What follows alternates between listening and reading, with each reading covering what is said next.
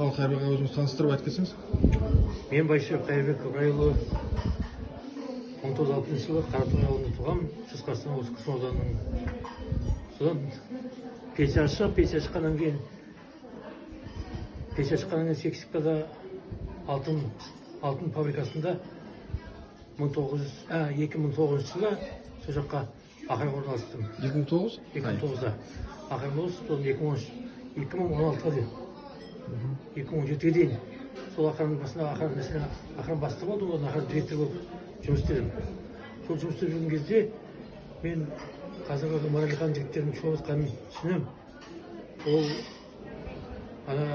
синайт деген нәрсе, ол нәрсе екен, ол сол кезде ақ білгенбіз. Ол жанына жақындасаң, көзің ашитын нәрсе, алайсы суға бірдеңке түсіп кетіп, уланса адам, сразу ол адам өледі айтқанда.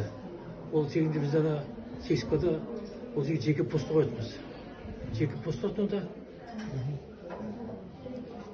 Жеке пост онда.